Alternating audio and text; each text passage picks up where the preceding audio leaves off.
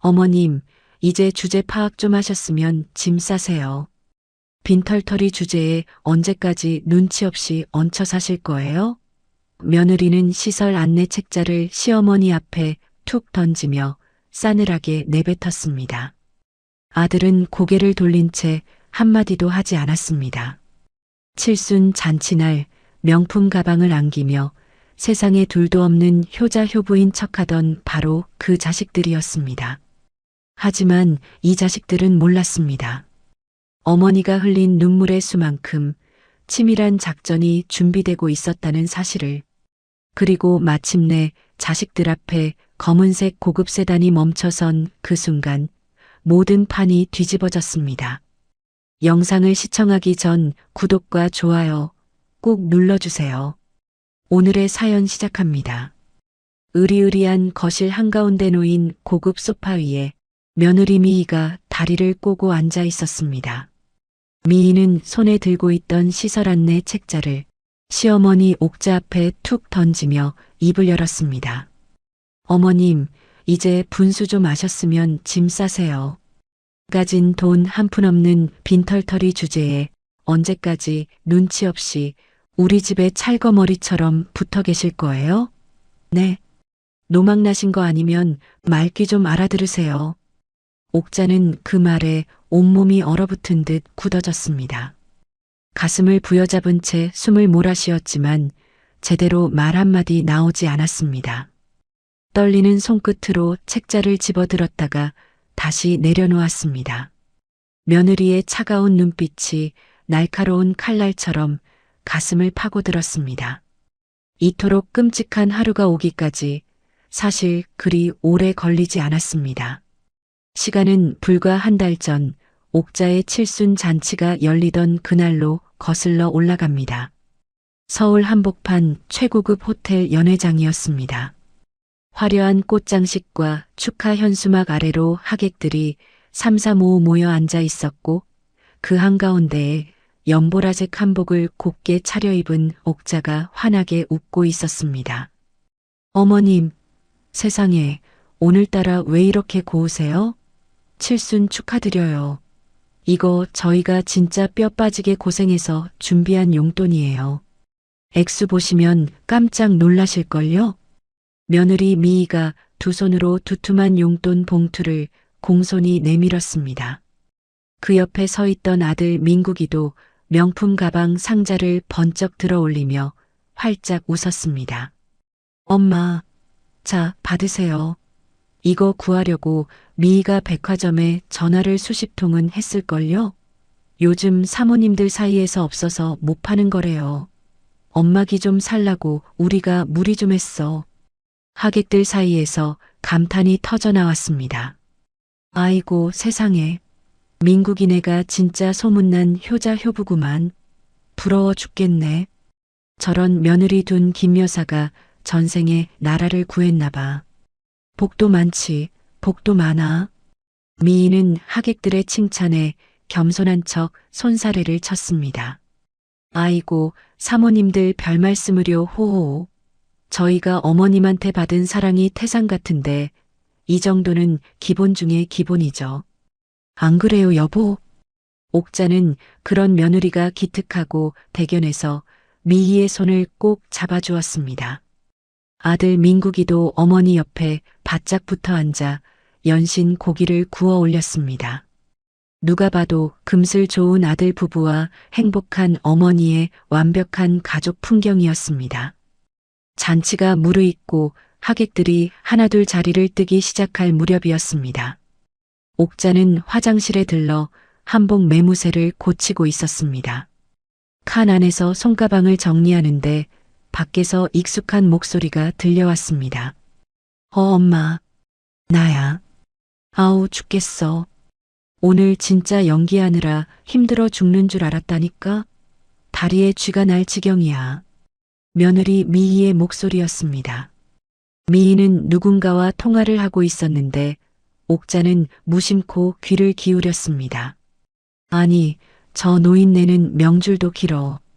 당최 언제 죽나 몰라. 꼴 보기 싫어 죽겠어, 정말. 건물 명의만 내 앞으로 딱 넘어오면 그날로 바로 요양원으로 차버릴 거야. 냄새나는 노인네를 내가 왜 모시고 살아? 옥자의 손이 멈췄습니다. 심장이 쿵 하고 내려앉는 것 같았습니다. 엄마, 걱정 마. 민국이? 걔는 내가 꽉 잡고 있잖아. 바보같이 착해 빠져가지고 어차피 저 사람 나한테 꼼짝 못해. 시키는 대로 다 하는 허수아비야. 미희는 킥킥 웃으며 통화를 이어갔습니다. 칠순 잔치 비용이요? 아이고 엄마도 참. 그까지 푼돈 써서 건물 하나 꿀꺽하면 본전의 100배, 아니 1000배는 뽑지. 이건 낭비가 아니라 투자야, 투자. 대박 날 투자. 옥자는 칸 안에서 입을 틀어막았습니다. 다리에 힘이 풀려 벽에 등을 기대야 했습니다. 방금까지 손을 잡아주며 기특하다고 웃었던 그 며느리가 화장실 밖에서 친정 엄마에게 저런 말을 하고 있다니 도저히 믿기지 않았습니다. 미희의 발자국 소리가 멀어지고 나서야 옥자는 떨리는 다리로 칸 문을 열고 나왔습니다. 거울 속에 비친 옥자의 얼굴은 잔칫날의 화사한 웃음이 다 사라지고 핏기 하나 없이 창백하게 변해 있었습니다. 그날 밤 옥자는 잠을 이루지 못했습니다. 배신감과 분노가 뒤엉켜 가슴이 터질 것만 같았지만 옥자는 이를 악물었습니다.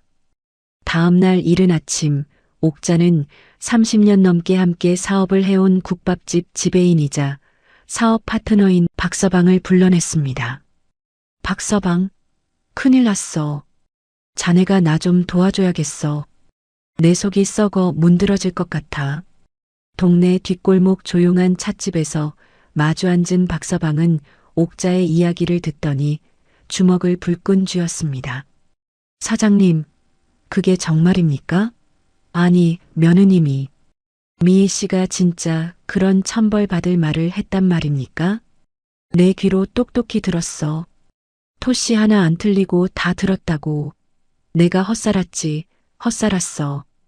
옥자는 찻잔을 내려놓으며 눈을 가늘게 떴습니다. 박서방, 나 그 자식들 진심을 한번 시험해 보려고. 내가 빈털터리가 돼서 길바닥에 나앉게 생겼다고 하면 저것들이 과연 나를 어미 취급이나 하는지 아니면 쓰레기 취급을 하는지 내 두 눈으로 똑똑히 확인할 거야. 박서방은 잠시 생각에 잠겼다가 고개를 끄덕였습니다. 알겠습니다, 사장님. 제가 악역을 맡겠습니다. 빚쟁이 흉내라면 제가 또 기가 막히게 냅니다. 독촉 문자랑 빚 내역서도 진짜처럼 싹 만들어 놓겠습니다. 고마워, 박서방. 자네밖에 없어. 이번 한 번만 나 좀 살려줘. 그렇게 옥자와 박서방의 가짜 파산 작전이 시작되었습니다. 며칠 뒤 옥자는 일부러 초췌한 몰골을 하고 집에 들어왔습니다. 화장기 없는 얼굴에 푹 꺼진 눈, 구겨진 옷차림으로 거실에 선 옥자는 아들 부부를 불러 모았습니다. 민구가, 미희야. 거기 좀 앉아봐라. 에휴, 엄마가 할 말이 있다. 옥자의 목소리가 심상치 않았습니다. 민국이와 미희는 소파에 나란히 앉아 어머니를 올려다보았습니다. 옥자는 떨리는 목소리로 천천히 입을 열었습니다. 내가 미쳤지. 늙으면 죽어야지. 믿었던 친구 빚보증을 잘못 써서 건물이고 가게고 싹 다 넘어가게 생겼다. 이제 우리 집안은 망했어. 순간 거실의 공기가 얼어붙었습니다. 걱정스러운 표정으로 달려와 어머니를 부축해야 할 아들과 며느리의 얼굴이 순식간에 굳어졌습니다. 민국이는 미희를 힐끗 쳐다보았고 미희는 입술을 질끈 깨물며 옥자를 노려보았습니다. 차갑게 식어가는 묘한 정적이 거실 전체를 감쌌습니다. 미희가 먼저 입을 열었습니다. 어머님, 지금 농담하시는 거죠? 네. 몰래 카메라 같은 거예요? 그 많은 재산이 하루아침에 공중분해됐다는 게 말이 돼요? 지금 제정신이세요? 미희의 목소리에는 걱정이 아니라 추궁이 담겨 있었습니다. 농담이면 내가 이 꼴로 들어왔겠냐. 나도 꿈이었으면 좋겠다. 옥자는 미리 준비해둔 수첩을 꺼내 탁자 위에 올려놓았습니다. 박서방이 만들어준 빚 내역이 빼곡히 적혀 있었고 휴대전화에는 가짜 빚쟁이가 보낸 독촉 문자 메시지가 줄줄이 떠 있었습니다. 미희는 수첩을 펼쳐보다가 비명을 질렀습니다. 아, 세상에, 영이 몇 개야 이게. 이게 다 빚이라고요? 어머님 진짜 미치셨어요? 미희는 그대로 바닥에 주저앉았습니다. 아들 민국이는 두 손으로 머리를 감싸쥐며 괴로운 신음을 내뱉었습니다. 아, 엄마, 어떻게 이럴 수가 있어요? 나보고 어쩌라고. 빚 보증은 왜 선 거예요? 왜? 그 나이에 무슨 보증을 서요? 옥자는 그 반응들을 하나하나 눈에 담았습니다. 걱정도 위로도 괜찮다는 말 한마디도 없었습니다. 돈이 사라졌다는 말에 가장 먼저 나온 건 분노와 추궁뿐이었습니다. 그날 밤이었습니다. 옥자는 안방에 누워 잠을 청하려 했지만 문 너머로 들려오는 고성에 눈을 감을 수가 없었습니다. 아, 김민국, 당장 이혼해. 나 빚쟁이 며느리 소리 들으면서 못 살아. 쫄딱 망한 집에 내가 왜 붙어 있어? 우리까지 신용불량자 될 거야. 도장 찍어. 미희의 날카로운 목소리가 벽을 뚫고 들어왔습니다. 미희야, 제발 진정 좀 해. 목소리가 너무 커. 엄마 듣겠다. 그리고 아직 확실한 것도 아니잖아. 뭐가 확실하지 않아. 이 멍청한 인간아. 수첩에 적힌 거 못 봤어? 문자도 봤잖아. 건물 날아가는 건 시간 문제야. 우리 전세금도 못 건지고 길바닥에 나앉게 생겼다고. 그래도 우리 엄마잖아. 낳아준 엄만데. 엄마면 다야? 당신 엄마가 보증 잘못 써서 우리 인생까지 시궁창에 처박았는데 가만히 앉아 있을 거야? 난 절대 같이 못 살아. 당장 내쫓든가 우리가 나가든가 결정해. 민국이는 더 이상 아무 말도 하지 못했습니다. 방문을 잠근 채 이불을 끌어올린 옥자의 볼 위로 소리 없는 눈물이 줄줄 흘러내렸습니다. 칠순 잔치 때 꼭 잡아주던 따뜻한 손이 불과 며칠 만에 이렇게 차가워질 수 있다는 게 믿기지 않았습니다. 옥자는 이를 악물며 속으로 다짐했습니다. 그래, 이것들아, 더 지켜보자. 니들의 밑바닥이 그 더러운 속내가 어디까지인지 내가 끝까지 확인하고 말겠다. 다음 날 아침이었습니다. 옥자는 허리가 쑤시는 몸을 일으켜 부엌으로 나왔습니다. 식탁 위에는 갓 지은 따끈한 쌀밥 대신 차게 식은 찬밥 덩어리 하나와 시큼한 냄새가 올라오는 쉰 김치만이 덩그러니 놓여 있었습니다. 옥자는 멈칫서서 식탁을 내려다보았습니다. 어제까지만 해도 미역국에 갈비찜까지 차려지던 그 식탁이 하룻밤 사이에 이렇게 변해버렸습니다. 부엌 한쪽에서 향긋한 커피를 타고 있던 미희가 옥자를 흘끗 쳐다보며 코웃음을 쳤습니다. 아, 어머님, 일어났어요? 오늘부터는 반찬 가짓수 좀 확 줄일 거예요. 아니, 생활비도 한 푼 안 나오는 마당에 식비까지 펑펑 쓸 수는 없잖아요. 있는 거 대충 드세요. 밥 투정하실 처지 아니시잖아요. 옥자는 아무 말 없이 찬밥을 떠먹었습니다. 밥알이 모래알처럼 까슬까슬해서 목구멍에 걸려 넘어가질 않았지만 눈을 질끈 감고 억지로 삼켰습니다.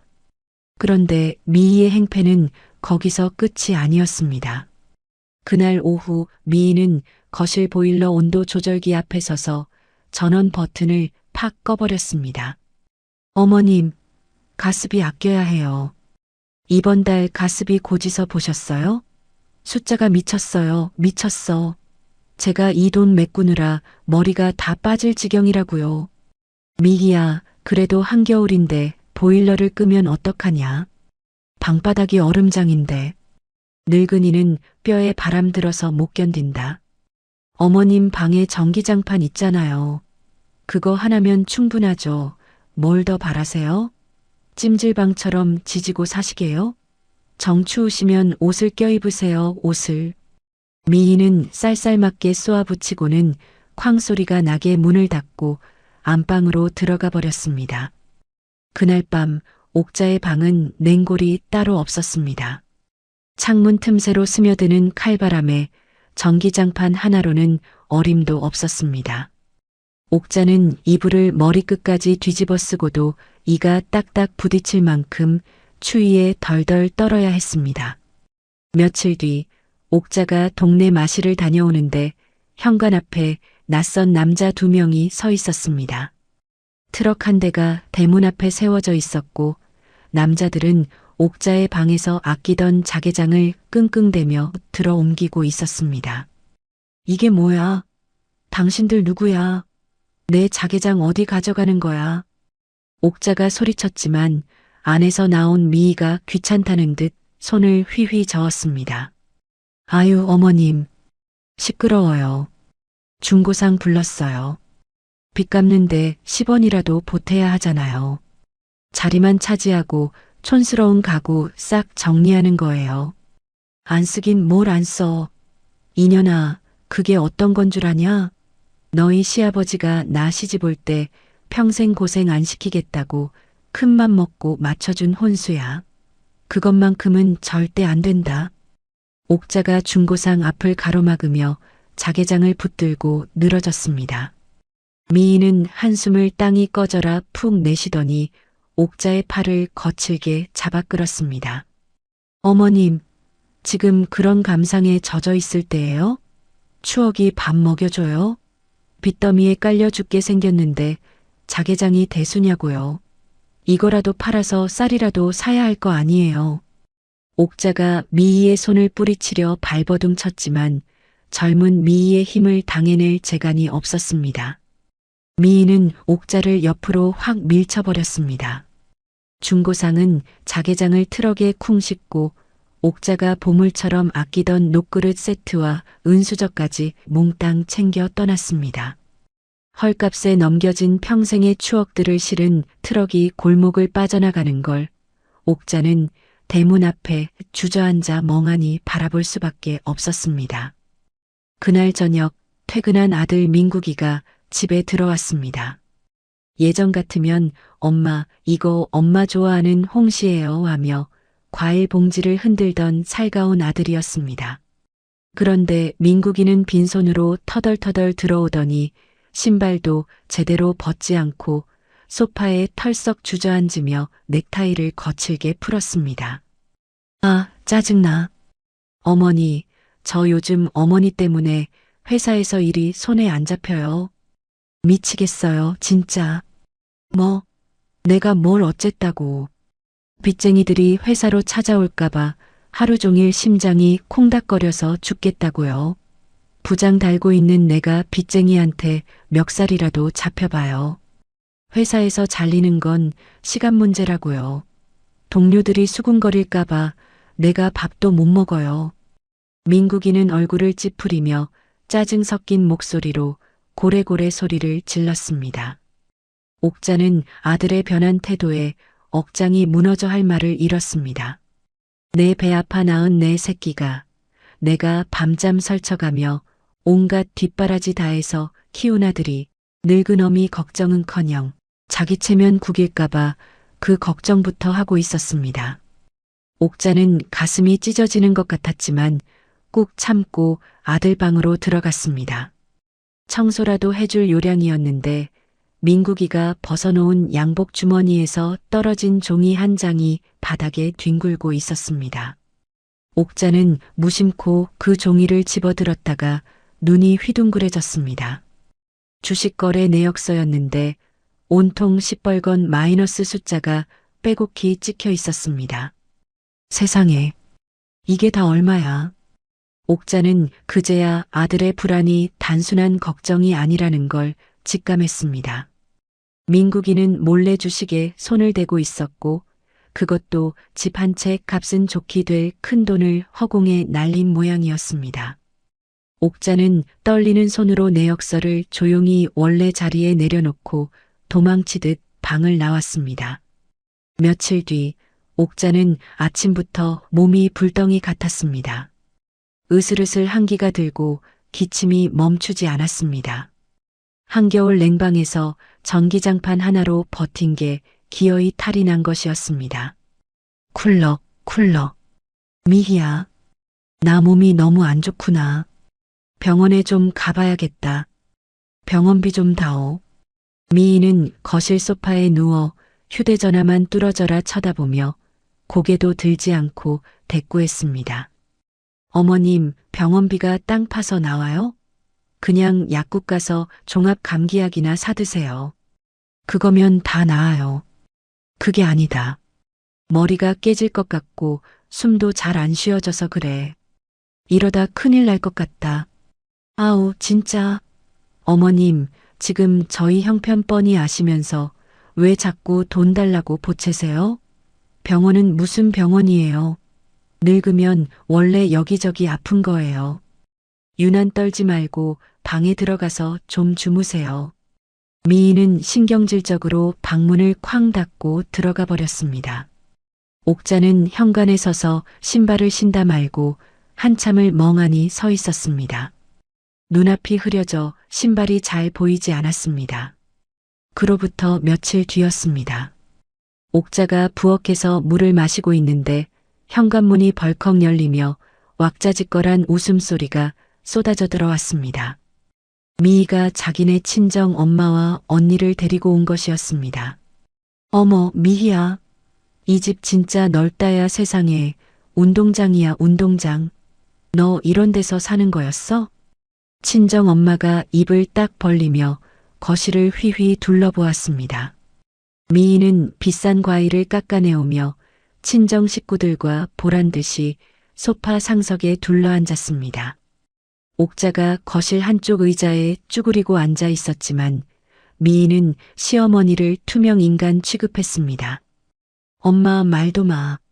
나 진짜 팔자가 사나워 죽겠어. 시어머니가 쫄딱 망해서 빈털터리가 됐는데 내가 이 늙은이 수발드느라 아주 골병이 들 지경이야. 아유, 그러게 내가 뭘 했어. 시집은 사람 보고 가는 게 아니라 돈 보고 가는 거라고 했잖아. 쯧쯧. 그래도 건물이 있다고 떵떵거려서 믿고 결혼한 건데 그게 하루아침에 싹 날아갔으니 내가 미치지 않고 배기겠어? 사기 결혼이나 마찬가지야. 미희와 친정 식구들은 옥자가 바로 옆에 뻔히 앉아 있는데도 들으라는 듯이 큰 소리로 흉을 보았습니다. 옥자의 얼굴이 수치심으로 벌겋게 달아올랐습니다. 주먹을 꽉 쥐고 참고 또 참았지만 결국 울분이 터져 나오고 말았습니다. 이것들아, 내가 너희한테 해준 게 얼만데 말을 그따위로 하냐. 사람을 앞에 두고 무시를 해도 유분수지. 옥자가 벌떡 일어서며 벼락같이 소리쳤습니다. 거실이 찬물을 끼얹은 듯 조용해졌습니다. 미희의 친정 식구들이 움찔하며 눈치를 살폈지만 미희는 오히려 도끼 어린 눈을 치켜뜨고 옥자를 쏘아보았습니다. 해준 게 뭐 있어요? 네, 말씀 한번 잘하셨네. 다 날려먹고 빈 껍데기만 남아서 짐만 되셨잖아요. 뭐라고? 짐?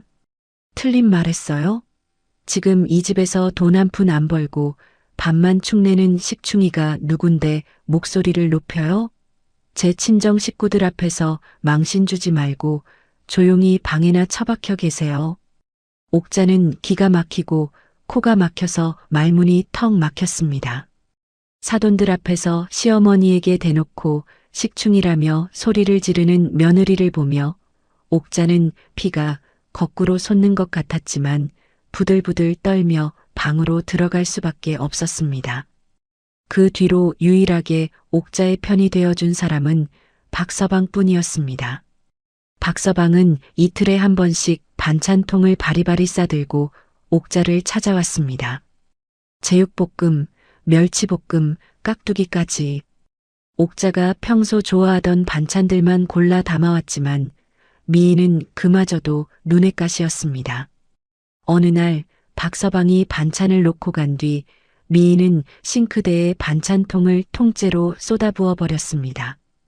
음식물 쓰레기통으로 직행하는 반찬들을 보며 미희가 소리쳤습니다. 아우, 냄새나. 남의 집에 웬 시커먼 아저씨가 자꾸 들락날락해요? 재수없게. 어머님, 저 사람 오지 말라고 하세요. 거지 동냥하는 것도 아니고 쪽팔려서 원. 옥자는 싱크대에 처박힌 아까운 반찬을 보며 입술을 깨물어 피가 맺혔습니다. 하지만 미희가 꿈에도 모르는 게 하나 있었습니다. 박서방은 반찬을 가져다 줄 때마다 거실 구석 화분 뒤와 안방 근처 신발장 위에 콩알 만한 녹음기와 초소형 카메라를 하나씩 몰래 숨겨두고 있었습니다. 미희가 내뱉는 그 독사 같은 말들과 패륜적인 행동이 하나도 빠짐없이 녹화되고 있다는 사실을 미희는 까맣게 모르고 콧노래를 부르고 있었습니다. 밤이 깊었습니다. 집안이 쥐 죽은 듯 고요해진 시각, 옥자는 서랍 깊숙이 숨겨둔 남편의 영정 사진을 꺼내 무릎 위에 올려놓았습니다. 사진 속 남편은 세상 근심 없는 온화한 미소를 짓고 있었습니다. 여보, 내가 자식을 잘못 키웠소. 내 죄요, 내 죄야. 당신이 살아있었으면 내가 이런 더러운 꼴은 안 당했을 텐데. 보고 싶소, 여보. 옥자의 목소리가 쇳소리처럼 갈라졌습니다. 주름진 볼 위로 뜨거운 눈물이 주르륵 흘러내려 사진 위로 뚝뚝 떨어졌습니다. 옥자는 사진을 가슴에 꼭 끌어안은 채 이불을 입에 물고 소리 죽여 꺽꺽 울었습니다. 그때였습니다. 거실 쪽에서 또각또각 미희의 발자국 소리가 들려왔습니다. 미희는 어디서 가져왔는지 모를 낡은 시설 안내 책자를 식탁 위에 탁 소리나게 던지며 입을 열었습니다. 어머님, 안 주무시죠? 나와서 이것 좀 보세요. 서울 외곽에 있는 시설인데 가격도 싸고 자리도 딱 하나 남았대요. 옥자는 젖은 눈을 훔치며 식탁 위 책자를 내려다보았습니다. 표지에는 페인트 칠이 벗겨지고 곰팡이가 슬어 보이는 허름하기 짝이 없는 건물 사진이 실려 있었습니다. 어머님도 집에서 눈치 보며 사시는 것보다 여기가 훨씬 편하실 거예요. 밥도 제때 나오고 또래 노인네들도 많아서 심심하지도 않고요. 이번 주 내로 짐 싸세요. 더는 못 데리고 살아요. 미희는 마치 큰 선심이라도 쓰는 것처럼 뻔뻔하게 말했습니다. 옥자는 책자를 집어들지도 않았습니다. 다만 돌아가신 남편의 사진을 품에 더 꼭 안으며 입술을 질끈 깨물었습니다. 며느리가 이제는 대놓고 고려장을 하겠다고 칼을 빼들었다는 걸 옥자는 뼈저리게 느끼고 있었습니다. 며느리 미희가 내민 안내 책자를 옥자는 다음 날 아침에야 펼쳐보았습니다. 도심에서 한참 떨어진 시골 외딴 곳에 자리 잡은 시설이었습니다. 사진 속 건물은 페인트가 벗겨지고 마당에는 잡초가 무성한 게 누가 봐도 귀신이 나올 것 같은 흉가였습니다. 옥자는 손을 부들부들 떨며 책자를 식탁 위에 탁 내던졌습니다. 야, 이년아.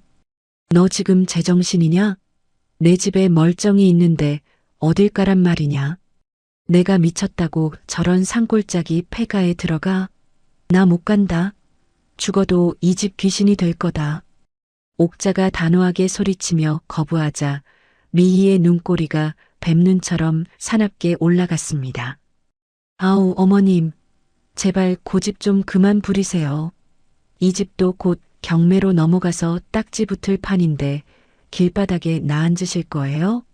저희도 살 길 찾아야 할 거 아니에요. 늙은이는 밥이라도 굶으면 되지만 한창 크는 우리 애들은 어떡하라고요. 미희의 목소리가 거실에 쩌렁쩌렁 울려 퍼졌습니다. 옥자는 아들 민국이를 바라보았습니다. 아들이라도 제발 내 아들이라면 자기 편을 들어주길 간절히 바라는 눈빛이었습니다. 그러나 민국이는 죄인처럼 고개를 푹 숙인 채 입을 꾹 다물고 있었습니다. 아내의 편도 어머니의 편도 들지 않는 것 같았지만 그 침묵 자체가 이미 옥자의 가슴에 대못을 박는 것이나 다름없었습니다. 옥자는 더 이상 아무 말도 하지 않고 방으로 들어갔습니다. 문을 닫는 손이 사시나무처럼 떨렸지만 옥자는 울지 않았습니다. 이제 눈물조차 말라버린 것 같았습니다. 그날 오후였습니다. 옥자는 답답해서 터질 것 같은 마음을 달래려 집 근처 공원을 천천히 걷고 있었습니다.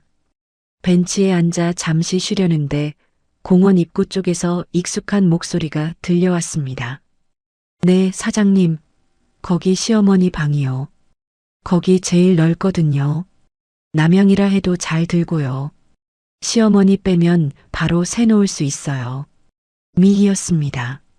미희는 휴대전화를 귀에 대고 공원 벤치 근처를 서성이며 신이 나서 통화하고 있었습니다. 옥자는 나무 뒤에 몸을 숨긴 채 숨을 죽이고 귀를 쫑긋 세웠습니다. 보증금 최대한 많이 받게 해주세요. 네.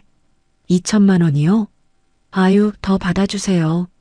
월세도 빵빵하게 잡아주시고요. 네, 걱정 마세요. 이번 주 안에 방 뺄 수 있어요. 노인네 짐 별거 없거든요. 미희는 부동산 중개인과 흥정을 하고 있었습니다. 시어머니가 아직 시퍼렇게 눈 뜨고 집에 있는데 벌써 짐짝 취급하며 방을 빼서 돈 챙길 궁리를 하고 있었던 것입니다. 옥자는 나무를 붙잡은 손에 힘을 주었습니다. 손가락 마디가 하얗게 질릴 만큼 꽉 쥐었지만 발각될까봐 소리를 낼 수 없었습니다. 미희가 통화를 끝내고 콧노래를 부르며 공원을 빠져나간 뒤에야 옥자는 벤치에 주저앉았습니다. 하늘을 올려다보며 길게 한숨을 내쉬었습니다. 그래, 저것이 내 본심이구나. 돈에 미쳐서 시애미를 팔아먹는구나. 옥자는 한참을 그 자리에 넋나간 사람처럼 앉아 있다가 무거운 발걸음을 질질 끌며 집으로 돌아왔습니다. 집에 돌아오니 미희가 거실에서 팔짱을 끼고 떡하니 버티고 서 있었습니다. 그리고 옥자의 가슴을 처음 찔렀던 바로 그 차가운 목소리가 다시 터져 나왔습니다. 어머님 다녀오셨어요? 이제 주제 파악 좀 하셨으면 짐 싸세요. 빈털터리 주제에 언제까지 눈치 없이 남의 집에 얹혀 사실 거예요? 네. 염치가 있어야죠, 염치가. 옥자는 이번에도 지푸라기라도 잡는 심정으로 아들을 바라보았습니다. 민국이는 소파 끝에 앉아 고개를 휙 돌리고 있었습니다. 민국아, 너도 내가 나갔으면 좋겠냐? 내 처가 하는 말이 다 내 뜻이냐? 옥자가 떨리는 목소리로 아들의 이름을 불렀습니다. 민국이는 한참 만에 고개를 들었지만 어머니의 눈을 똑바로 보지 못하고 눈동자가 흔들렸습니다. 엄마, 미희 말이 맞아요. 우리도 애들 교육비 때문에 힘들어요. 엄마가 좀 희생하세요. 잠시만 가 계세요. 네, 나중에 모시러 갈게요. 민국이는 그 한마디를 내뱉고는 다시 고개를 돌려버렸습니다. 잠시만 가 계시라는 그 말이 옥자의 귀에는 다시는 돌아오지 말고 거기서 죽으라는 소리로 들렸습니다. 내 뱃속에서 나온 자식이 10달 품어 낳은 아들이 아내 치마폭에 쌓여 제 어미를 내쫓고 있었습니다. 옥자는 아무 말 없이 방으로 들어가 문을 철컥 걸어 잠갔습니다. 그리고 식음을 전폐했습니다. 밥도 물도 입에 대지 않고 이불을 뒤집어 쓴 채 시체처럼 꼼짝도 하지 않았습니다. 미희는 잠긴 문 앞에서 쾅쾅 문을 두드리며 코웃음을 쳤습니다. 뭐야? 지금 단식 투쟁이라도 하신다 이거죠? 배고프면 알아서 기어 나오시겠지. 마음대로 하세요. 미희는 돌아서며 민국이에게 소리쳤습니다. 자기야, 내일 당장 마트 가서 제일 큰 이사박스 좀 사와. 어머님, 짐 미리 싸놓자. 저러다 안 나오면 짐이라도 먼저 보내버리게. 다음 날 거실에는 접히지 않은 이사박스가 벽을 따라 산더미처럼 쌓여 있었습니다. 미희는 옥자의 방문 앞에 박스 몇 개를 일부러 쿵쿵 소리 나게 세워두었고 옥자의 옷장을 여러 옷가지들을 함부로 꺼내 박스에 쑤셔 넣기 시작했습니다. 옥자가 칠순 때 입었던 아끼던 연보라색 한복도 돌아가신 남편이 첫 월급 탔다고 사준 낡은 외출복도 구겨진 채 박스 안으로 마구잡이로 들어갔습니다. 미희는 그 옷들을 마치 냄새나는 걸레 다루듯 아무렇게나 접어넣으며 혼잣말을 중얼거렸습니다. 아우, 촌스러워. 곰팡이 냄새나는 거 봐. 시설에 가면서 이 많은 옷을 다 가져갈 수도 없고 반은 버려야겠네. 의류 수거함에나 넣어야지. 방 안에서 그 소리를 듣고 있던 옥자는 베개를 꽉 끌어안았습니다.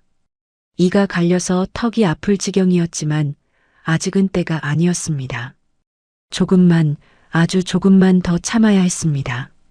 그날 밤 모두가 잠든 늦은 시각이었습니다. 목이 말라 타들어가는 것 같아 물을 마시러 나온 옥자는 부엌으로 향하다가 안방에서 새어나오는 미희의 소근거리는 목소리에 발걸음을 멈추었습니다. 자기야, 일어나봐. 내일 어머님 시설 보내고 나면 이 집 구석구석 다 뒤져봐야 해. 알았지? 졸려 죽겠는데 뒤지긴 뭘 뒤져? 아, 좀 일어나 보라고. 혹시 모르잖아. 노인네가 숨겨둔 비상금 같은 거 있을 수도 있잖아. 장판 밑이랑 천장까지 샅샅이 뒤져봐. 옛날 노인들은 꼭 그런 데에 금붙이 같은 거 숨겨놓는다고. 에이, 설마 빚쟁이한테 다 털렸다는데 그런 게 있겠어? 없으면 없는 거고. 있으면 횡재지. 눈먼 돈 줍는 거지 뭐. 어차피 시설 보내면 이 집은 우리 세상이야. 우리 마음대로 할 수 있다고. 소름이 돋았습니다. 옥자는 부엌벽에 등을 기댄 채 두 눈을 질끈 감았습니다. 배신감과 분노가 온몸을 타고 불길처럼 올라왔지만 옥자는 주먹을 꽉 쥐며 마음을 가라앉혔습니다. 이제 더 이상 지켜볼 필요가 없었습니다. 자식들의 밑바닥을 확인하는 데는 이것으로 차고 넘쳤습니다. 옥자는 고양이처럼 소리 없이 방으로 돌아가 휴대전화를 꺼내 들었습니다. 박서방의 번호를 눌렀습니다. 새벽 시간이었지만 박서방은 신호가 가기도 전에 단번에 전화를 받았습니다. 박서방, 나야. 네, 사장님. 안 주무시고 이 시간에 무슨 일입니까? 별일 없으시죠? 옥자의 목소리는 낮지만 바위처럼 단단했습니다. 준비해둔 그것 있지. 내일 아침 일찍 가져와. 시간 맞춰서 딱 대기해. 드디어 결정하셨습니까? 응. 이제 끝낼 때가 됐어. 더 볼 것도 없다. 전화를 끄는 옥자는 자리에서 일어나 방 안을 조용히 돌아보았습니다. 미희와 아들 민국이가 골아떨어진 사이 옥자는 박서방이 미리 설치해둔 녹음기와 카메라의 위치를 하나하나 확인했습니다.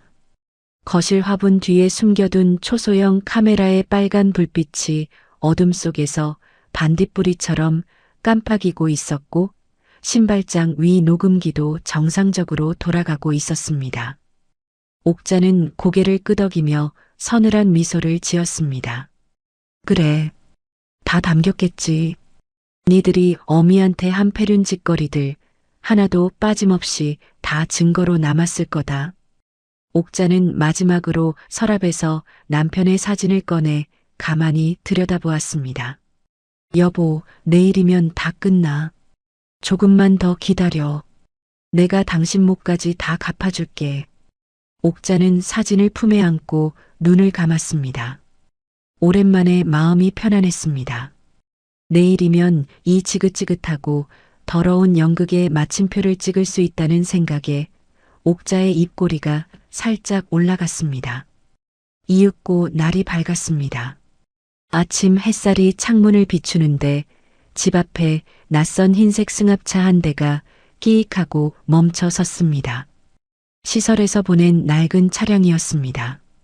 미희는 아침부터 부산하게 움직이며 옥자의 짐 가방을 현관 밖으로 휙 내던졌습니다. 가방이 대문 앞 시멘트 바닥에 쿵 하고 떨어지며 흙먼지가 일었지만 미희는 눈 하나 깜짝하지 않았습니다. 어머님, 차 왔어요. 빨리 나가셔야죠. 기사님 기다리시잖아요. 미희는 문 앞에 서서 팔짱을 끼고 옥자를 재촉했습니다. 민국이는 현관 구석에 쭈그리고 서서 고개를 푹 숙이고 있었습니다.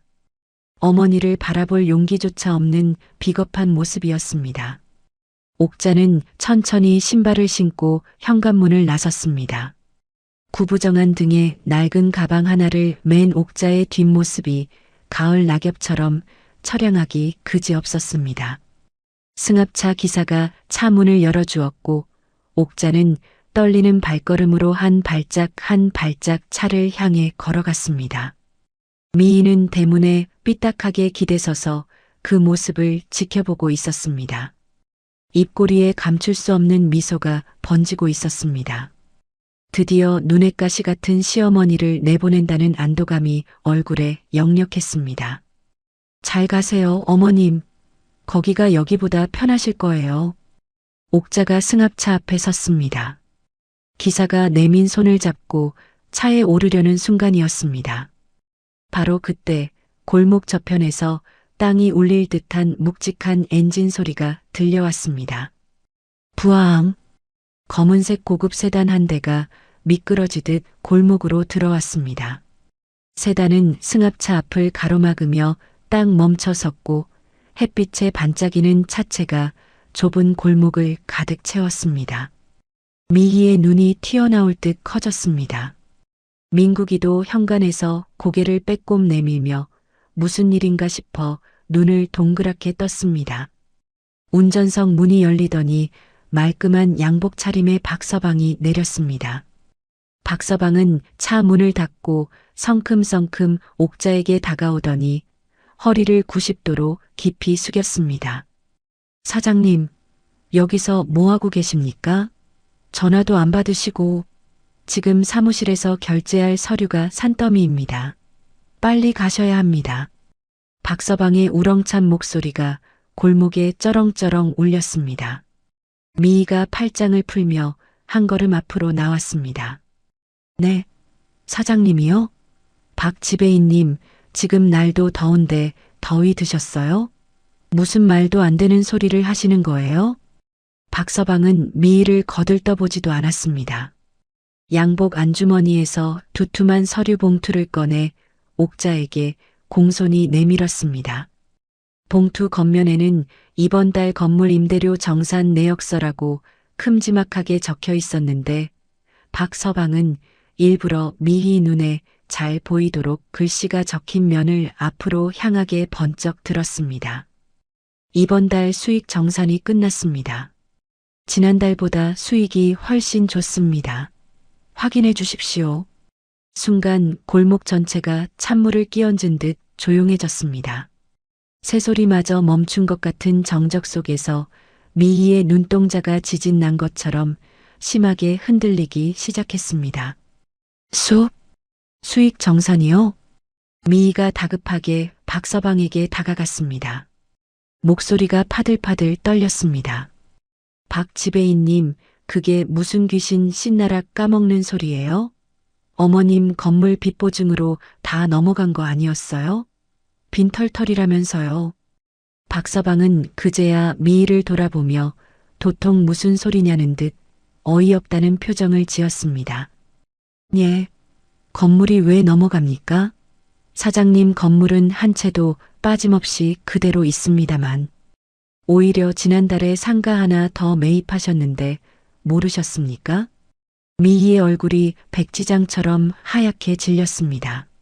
민국이가 현관에서 신발도 짝짝이로 신은 채 뛰어나왔습니다. 박 지배인님, 그게 무슨 말입니까? 그러니까 어머니가 빚보증 서서 쫄딱 망했다는 게 빚보증이요? 허허, 민국 도련님도 참. 사장님이 누구한테 빚보증을 섭니까? 천하의 옥자 사장님이 그런 실수를 하실 분입니까? 무슨 섭섭한 말씀을 그렇게 하십니까? 박서방은 고개를 갸우뚱하며 민국이를 바라보았습니다. 능청스러운 연기가 아주 제법이었습니다. 옥자는 승합차 문을 발로 뻥 차고 내렸습니다. 구부정하게 웅크리고 있던 허리를 꼿꼿하게 폈습니다. 아까까지 초라하고 힘없어 보이던 옥자의 눈빛이 완전히 달라져 있었습니다. 옥자는 사시나무 떨듯 떨고 있는 며느리 미희를 똑바로 노려보며 차갑게 미소를 지었습니다. 넘어가긴 뭐가 넘어가? 이 멍청한 것들아. 내 재산은 10원 한 장 안 줄고 그대로 있다. 아니, 이자가 붙어서 더 늘었지. 미희의 입이 쩍 벌어졌습니다. 다리에 힘이 풀린 듯 휘청거렸습니다. 아니, 어머님, 그게 무슨... 박서방이 관리를 잘해줘서 아주 곳간이 미어터질 지경이다. 그런데 니들이 내 재산을 걱정해? 내 참 기가 막혀서. 옥자는 한 발짝 한 발짝 뒷걸음질 치는 미희 쪽으로 걸어갔습니다. 아까까지 쫓겨나는 노인네의 처량한 모습은 온데간데 없었습니다. 당당한 걸음걸이, 서슬 퍼런 눈빛, 굳게 담은 입술이 수십 년간 거친 시장 바닥에서 사업을 일군 여장부 사장님의 위엄 그 자체였습니다. 민국이가 입을 딱 벌린 채 더듬더듬 입을 열었습니다. 엄마, 그럼 사기당했다는 거, 빚쟁이 쫓아온다는 거 다 거짓말이었어요? 쇼였어요? 옥자가 아들을 향해 고개를 휙 돌렸습니다. 그래, 니들 속이 얼마나 시커먼지, 니들 뱃속에 구렁이가 몇 마리나 들어앉았는지 확인하려고 내가 연극 좀 했다. 아주 잘 봤다, 잘 봤어. 옥자의 호통에 민국이는 그 자리에서 한 발짝도 움직이지 못했습니다. 얼굴이 홍당무처럼 벌겋게 달아오르더니 이내 시체처럼 창백하게 변했습니다. 미희는 두 손으로 입을 틀어막은 채 부들부들 떨고 있었습니다. 머릿속이 하얘지다 못해 정전이 된 것 같았습니다. 지난 한 달간 시어머니에게 했던 모든 짓들이 주마등처럼 스쳐 지나갔습니다. 쉰내 나는 찬밥, 냉골방, 팔아먹은 자개장, 아프다고 할 때 문전박대했던 일, 시설 책자 들이밀던 일, 가리고 방금 전 대문 밖으로 내던진 짐 가방까지. 그때 승합차 옆에 서 있던 시설 직원이 어리둥절한 표정으로 머리를 긁적이며 다가왔습니다. 저기, 어르신, 그럼 입소는 취소하시는 겁니까?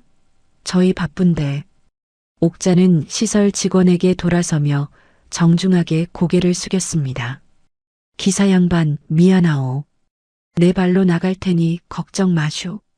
늙은이가 자식 교육 다시 시키느라 엄한 사람 헛걸음하게 했소. 기름값은 넉넉히 챙겨줄 테니 그냥 가보죠.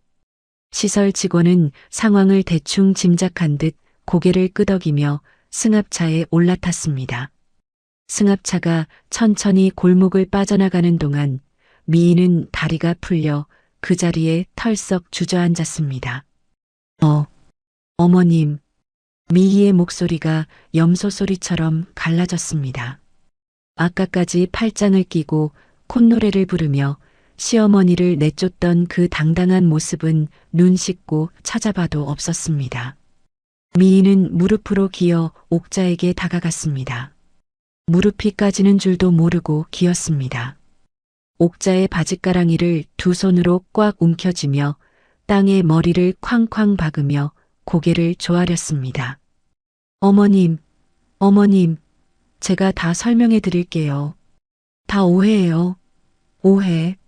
저는 정말로 어머님을 걱정해서 어머님 편하게 모시려고 그런 거였어요. 제 진심 아시죠?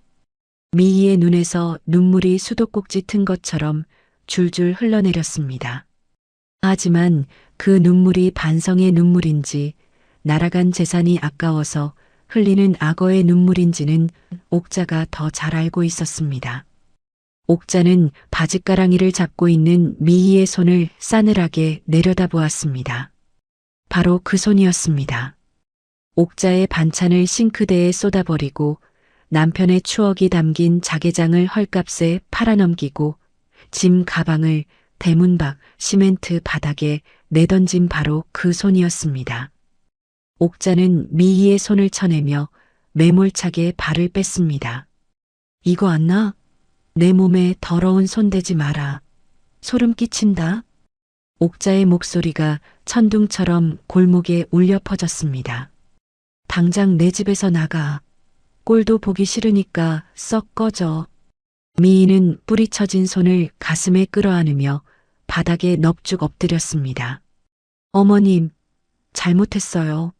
한 번만 용서해 주세요. 제가 죽을 죄를 졌어요. 정말 잘못했어요.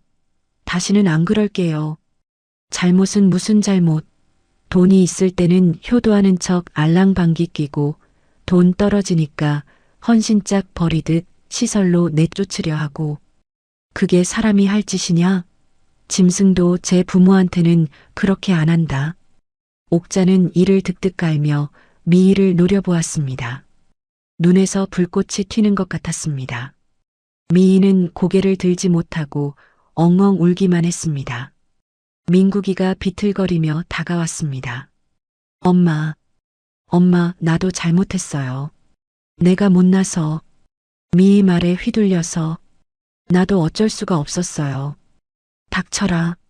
입이라고 놀리냐? 옥자가 아들을 향해 손가락을 내밀었습니다. 손끝이 파르르 떨렸습니다. 니는 더 나쁜 놈이야. 애미가 며느리한테 구박받고 쫓겨나는데 등신처럼 고개 돌리고 앉아있던 놈이 지금 와서 무슨 할 말이 있어. 네가 내 아들이냐? 남보다 못한 놈. 민국이는 어머니의 서슬에 눌려 그 자리에 얼어붙었습니다. 입술이 파르르 떨렸지만 입이 10개라도 할 말이 없었습니다. 옥자는 두 사람을 번갈아 바라보다가 박서방에게 눈짓을 보냈습니다. 박서방, 들어가자. 할 일이 아직 남았어. 청소부터 싹 다시 해야겠다. 집안에 냄새가 나서 못 살겠어.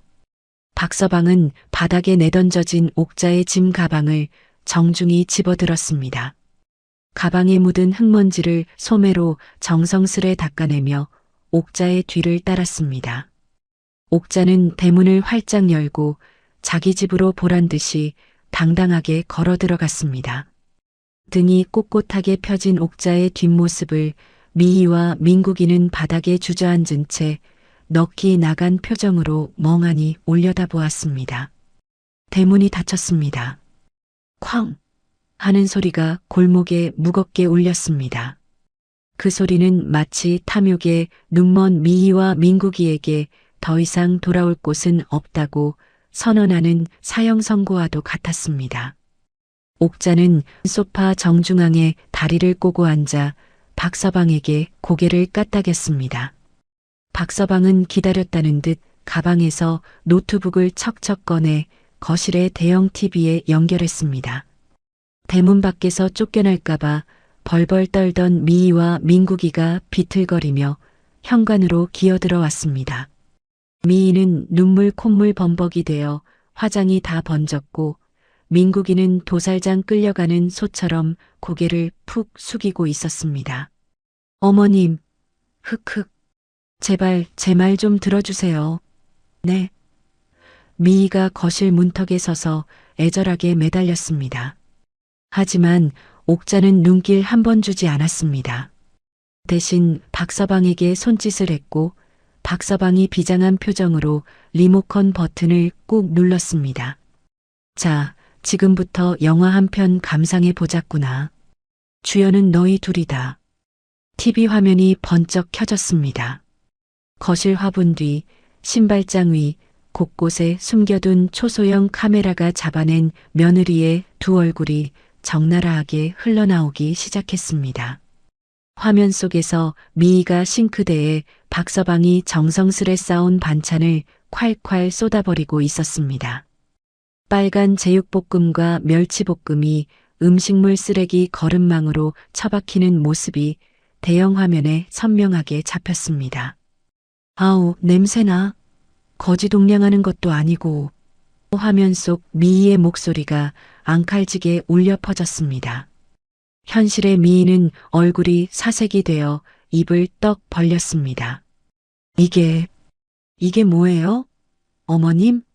이걸 찍으신 거예요? 옥자는 코웃음만 쳤습니다. 화면이 바뀌었습니다. 이번에는 고음질 녹음 파일이 거실 스피커를 찢을 듯 울렸습니다. 자기야, 어머님 시설 보내고 나면 이 집 구석구석 이 잡듯이 뒤져봐야 해. 알았지? 미희의 목소리였습니다. 장판 밑까지 샅샅이 뒤져봐. 노인네들은 꼭 그런데 쌈짓돈 숨겨놓는다고. 곧이어 민국이의 목소리도 쩌렁쩌렁 울렸습니다. 없으면 없는 거고, 있으면 횡재지. 흐흐흐. 다시 미희의 목소리가 이어졌습니다. 노망난 늙은이 시설에 처박아 두면 그만이야. 녹음 속 두 사람의 추악한 대화가 토씨 하나 빠짐없이 거실을 가득 채웠습니다. 미희는 비명을 지르며 두 손으로 귀를 틀어막았습니다. 아, 꺼주세요. 제발 꺼주세요. 안 들을래요.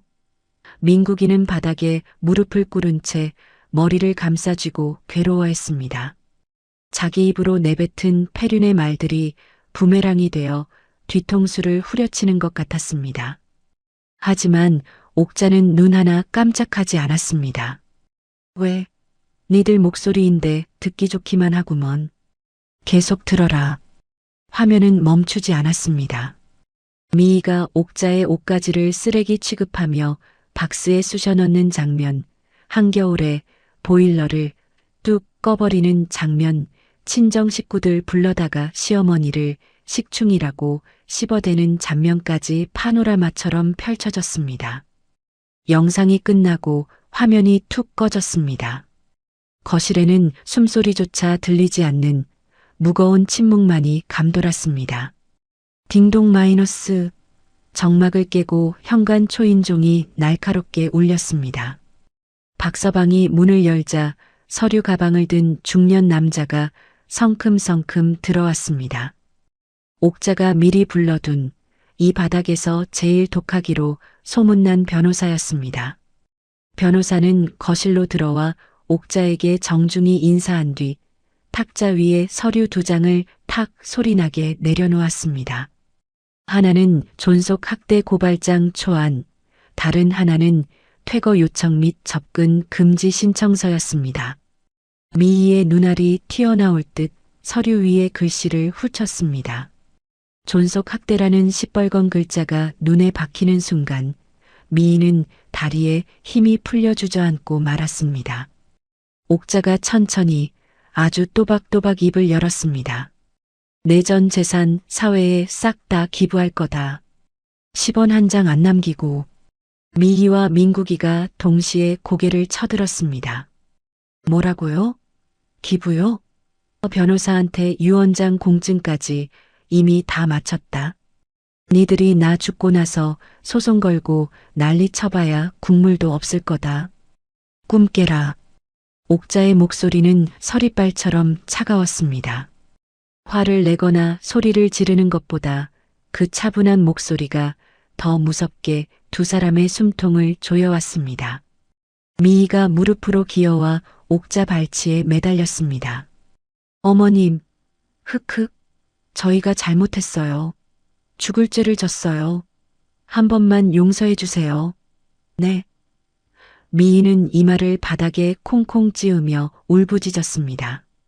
우리 애들 유학비는 어떡해요? 어머님이 안 도와주시면 애들 학교 잘려요. 저희는 길바닥에 나앉으란 말씀이세요? 핏줄이잖아요. 옥자는 기가 차다는 듯 콧방귀를 뀌었습니다. 용서를 구하면서도 결국 튀어나오는 건 돈 타령이었습니다. 인연은 끝까지 돈 때문에 비는 것이지 사람 때문에 비는 게 아니었습니다. 변호사가 안경을 고쳤으며 얼음장 같은 목소리로 끼어들었습니다. 법적 절차 밟아서 강제 집행하기 전에 제 발로 나가시는 게 좋을 겁니다. 영상이랑 녹취가 워낙 명백해서 경찰 조사 들어가면 실형 사실 수도 있습니다. 빨간 줄 그이고 싶으십니까? 그 말에 민국이가 벌떡 일어나 옥자 앞에 무릎을 꿇었습니다. 엄마, 엄마, 내가 잘못했어. 이거 다 미희가 시켜서 그런 거야. 나는 하기 싫었는데 미희가 엄마 돈 뺏자고 꼬드겨서 나는 마누라한테 끌려다닌 죄밖에 없어. 민국이는 두 손을 싹싹 비비며 비굴하게 매달렸습니다. 그 말을 들은 미희의 눈이 획 뒤집어졌습니다. 뭐?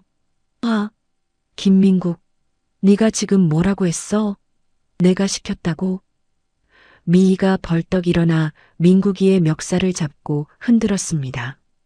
이 비겁한 인간아, 당신이 더했잖아. 엄마 몰래 주식하다가 집 한 채 값 날린 게 누군데.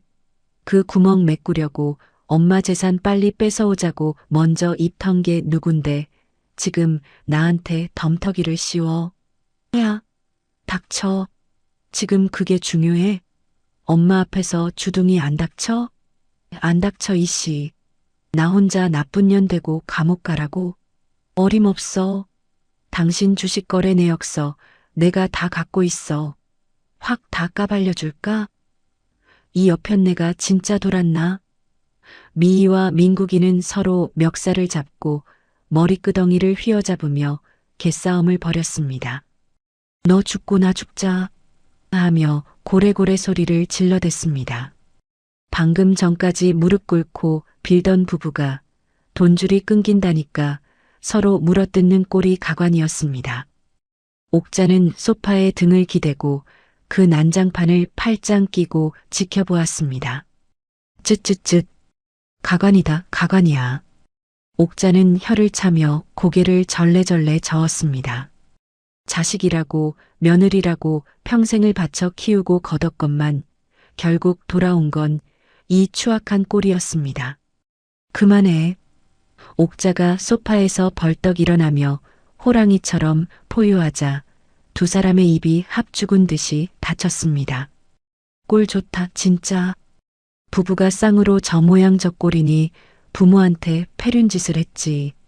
옥자는 두 사람을 번갈아 노려보며 낮고 묵직한 목소리로 사형 선고를 내렸습니다. 내 눈앞에서 당장 썩 꺼져라.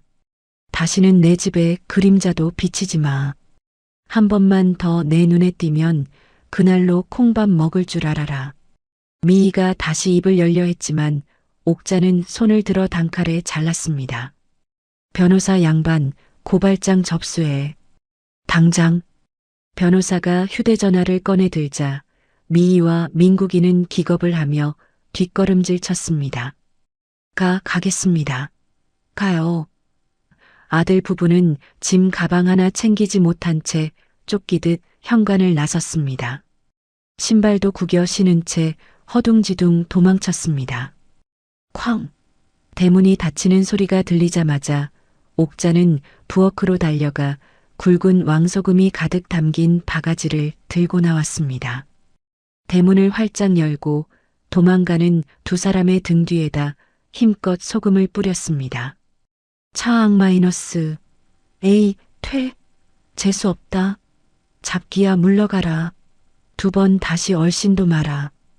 하얀 소금 알갱이가 미희와 민국이의 머리 위로 우박처럼 쏟아졌습니다. 골목 끝으로 주랭랑 치던 미희가 힐끗 뒤를 돌아보았지만 옥자는 이미 대문을 쾅 닫아버린 뒤였습니다. 텅 빈 거실로 돌아온 옥자는 그제야 다리에 힘이 풀렸습니다. 소파에 털썩 주저앉으며 깊은 한숨을 토해냈습니다. 후. 한 달 동안 독하게 마음먹고 버텨온 긴장이 한꺼번에 풀리자 온몸이 사시나무 떨듯 떨려왔습니다. 박서방이 부엌에서 김이 모락모락 나는 따뜻한 꿀물 한 잔을 타왔습니다. 옥자 앞에 조심스럽게 내려놓으며 말했습니다. 사장님, 정말 고생하셨습니다. 아주 속이 뻥 뚫립니다. 10년 묵은 체증이 다 내려가네요. 옥자는 떨리는 손으로 꿀물 잔을 감싸 쥐었습니다. 따뜻한 온기가 손끝을 타고 꽁꽁 엉가슴까지 전해져 왔습니다. 옥자는 꿀물을 한 모금 천천히 마시고 나서 창밖을 바라보았습니다. 박서방, 진짜 고마워. 자네가 아니었으면 이 늙은이 진짜로 고려장 당해서 객사할 뻔했어. 아이고, 무슨 섭섭한 말씀을요. 사장님이 30년 동안 저 걷어주시고 사람 만들어주셨는데 제 목숨이라도 바쳐야죠. 이 정도는 아무것도 아닙니다. 박서방은 사람 좋은 미소를 지으며 옥자의 빈잔에 꿀물을 다시 그득하게 채워주었습니다. 옥자는 따뜻해진 잔을 들어 한 모금 더 마시며 서랍장 위 남편의 영정 사진을 바라보았습니다. 여보, 나 오늘 해냈소. 독한 년이라고 욕해도 좋소. 하지만 내 남은 인생 저것들한테 짓밟히며 살진 않을 거요. 당신이 보고 있었으면 잘했다 옥자야 하고 엉덩이 두들겨줬겠지? 옥자의 눈시울이 붉게 물들었지만 이번에는 눈물이 흐르지 않았습니다.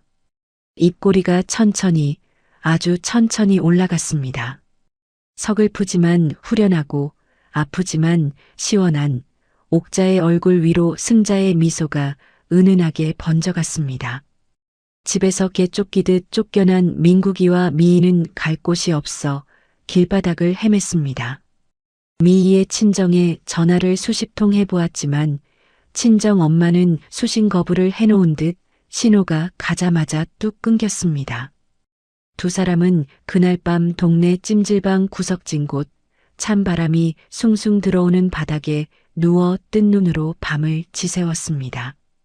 억울함과 막막함에 잠이 오질 않았습니다. 다음 날도 그 다음 날도 찜질방 신세를 면하지 못했습니다. 가진 돈이라곤 주머니 속 쌈짓돈 몇 푼이 전부였으니까요.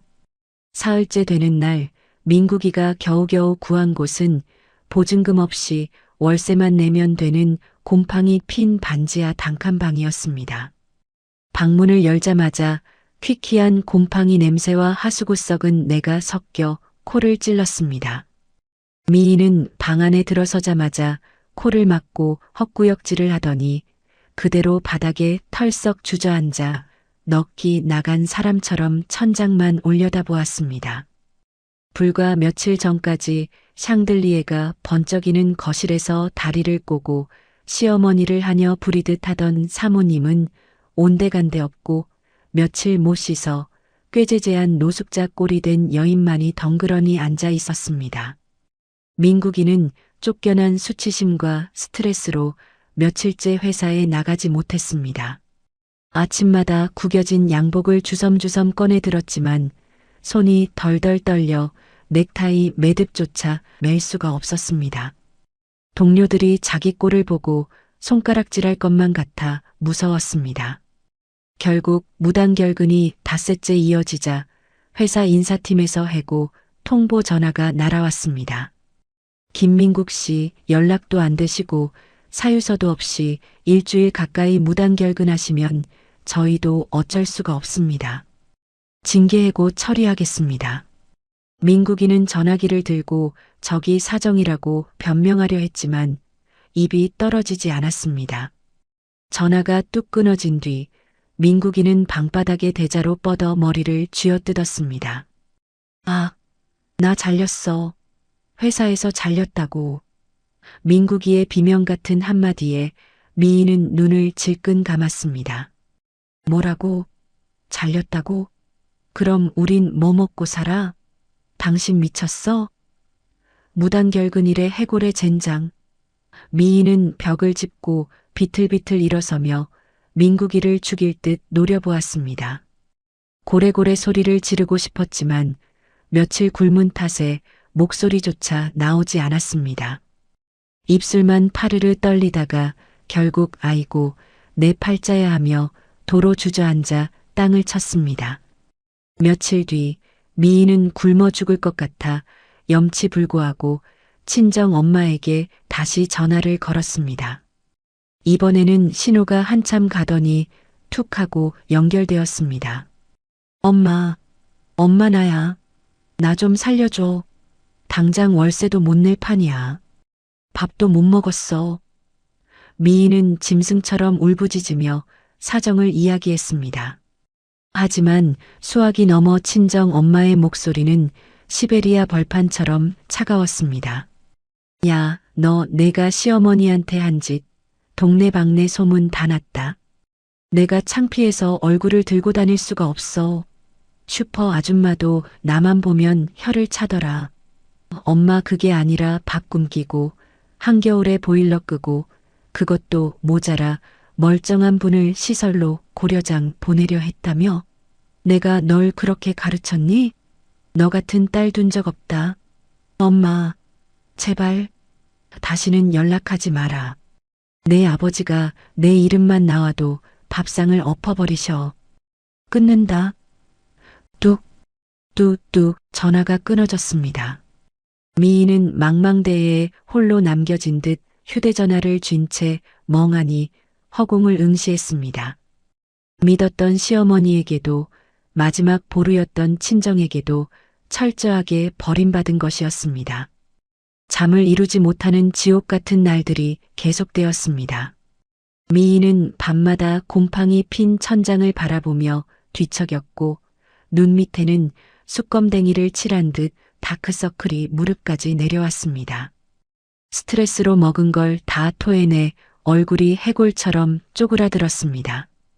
어느 아침 냄새나는 화장실에서 찬물로 세수를 하다가 깨진 거울에 비친 자신의 모습을 보고 미인은 헉하고 멈칫했습니다. 광대뼈가 툭 튀어나오고 눈이 퀭하게 들어간 귀신 같은 얼굴이 거울 속에서 자기를 노려보고 있었습니다. 하, 내가 이 꼴을 당해도 싸다 싸. 미인은 거울 앞에서 주저앉아 엉엉 울음을 터뜨렸습니다. 한겨울에 시어머니 방 보일러를 매몰차게 꺼버렸을 때 아프다며 병원비 달라는 시어머니에게 약국이나 가세요 하고 쏘아붙였을 때 낡은 시설 안내 책자를 들이밀며 짐 싸세요 했을 때의 자기 모습이 거울 속 흉측한 얼굴과 겹쳐지며 가슴을 후벼 팠습니다. 민국이도 폐인이 다 되어가고 있었습니다. 날마다 깡소주를 마셨고 빈 초록색 소주병이 좁은 방 구석에 산처럼 쌓여갔습니다. 어느 날 밤 술에 떡이 되도록 만취한 민국이가 비틀비틀 집을 나섰습니다. 지그재그로 걸으며 골목을 빠져나간 민국이가 본능처럼 향한 곳은 바로 옥자의 집이었습니다. 민국이는 대문 앞에 서서 초인종을 미친 사람처럼 연거푸 눌렀습니다. 딩동 마이너스 딩동 마이너스 딩동 마이너스. 엄마, 엄마, 문 좀 열어줘요. 나 엄마 아들이잖아. 민국이잖아. 대답이 없었습니다. 민국이는 대문을 주먹으로 쾅쾅 두드리며 발길질을 해댔습니다. 엄마, 나 잘못했어. 한 번만 봐줘. 제발 문 좀 열어줘. 엄마 보고 싶어. 민국이의 처절한 울부짖음이 고요한 밤 골목에 메아리 쳤습니다. 이웃집 불이 하나둘 탁탁 켜지더니 누구야 시끄럽게 하는 고함과 함께 얼마 지나지 않아 경찰차 한 대가 사이렌을 끄고 골목으로 들어왔습니다. 잠을 설친 이웃이 신고한 것이었습니다. 선생님, 여기서 이러시면 안 됩니다. 술 많이 드셨네요. 서에 가서 이야기하시죠. 경찰 2명이 민국이의 양팔을 잡고 대문 앞에서 억지로 떼어놓았습니다. 민국이는 경찰에게 질질 끌려가면서도 고개를 돌려 옥자의 집을 바라보며 절규했습니다. 엄마, 엄마 나 좀 살려줘. 민국이의 목소리가 골목 저편으로 힘없이 멀어져 갔습니다. 2층 창문 커튼 뒤에서 옥자가 그 모든 모습을 숨죽여 내려다보고 있었습니다. 경찰이 아들의 양팔을 포승줄 묶듯 잡고 골목을 빠져나가는 모습이 가로등 불빛 아래 또렷하게 보였습니다. 옥자는 커튼을 움켜쥔 손에 피가 통하지 않을 정도로 힘을 주었습니다. 당장이라도 대문을 박차고 뛰어나가 내 새끼 나라 하며 아들을 품에 끌어안고 싶었습니다. 하지만 옥자는 입술을 깨물어 피를 내며 이를 악물었습니다. 아니다. 지금 받아주면 저놈은 평생 썩은 정신머리 못 고친다. 영영 사람 구실 못한다. 내가 참아야 한다. 옥자는 독하게 마음을 다잡으며 떨리는 손으로 커튼을 놓았습니다. 창밖으로 경찰차의 빨간 불빛이 점처럼 작아지는 걸 바라보며 옥자는 소리 없이 뜨거운 눈물을 훔쳤습니다. 자식을 품는 것보다 자식을 내치는 게 어미 가슴을 천갈래 만갈래로 찢어놓는다는 걸 옥자는 그 밤에 뼈저리게 느꼈습니다. 그 뒤로 미희는 입에 풀칠이라도 하기 위해 동네 백반집에 설거지 아르바이트 자리를 구했습니다. 아침 8시부터 밤 9시까지 허리 한번 못 펴고 산더미처럼 쌓인 기름때 낀 그릇을 닦고 또 닦았습니다. 고무장갑 속 손은 습진으로 짓물러 갈라지고 터져서 반창고를 덕지덕지 붙여도 물이 스며들 때마다 살을 애는 듯 쓰라렸습니다. 어느 날 성격 까칠한 손님이 숟가락에 고춧가루가 묻었다며 그릇을 집어 던지듯 하며 미희에게 고래고래 소리를 질렀습니다. 아줌마, 눈을 어디다 달고 다니는 거야? 그릇에 이거 안 보여? 이따위로 설거지해서 밥 먹겠어? 에이, 퇴. 미희는 고개를 땅에 박을 듯 숙이고 죄송합니다. 죄송합니다를 연거푸 외쳤습니다. 그 순간 미희의 머릿속에 자신이 옥자에게 쏟아냈던 독설들이 비수처럼 꽂혔습니다. 빈털터리 주제에 언제까지 얹혀 사실 거예요? 병원비가 땅 파서 나와요? 해준 게 뭐 있어요? 그때 시어머니가 얼마나 비참하고 가슴이 아팠을지 미희는 그제야 가슴을 치며 뼈저리게 후회하기 시작했습니다. 한편 옥자는 박서방을 통해 그림자처럼 아들 부부의 근황을 감시하고 있었습니다. 사장님, 민국이는 회사 잘리고 폐인됐고요. 미희는 그 손 고운 사람이 식당에서 하루 종일 설거지를 하고 있답니다. 손이 다 망가졌대요. 박서방의 보고를 들은 옥자는 한참 동안 말없이 먼 산만 바라보았습니다. 깊은 한숨을 땅이 꺼져라 내쉬더니 자리에서 벌떡 일어났습니다. 박서방, 차 대기시켜. 갈 데가 있어.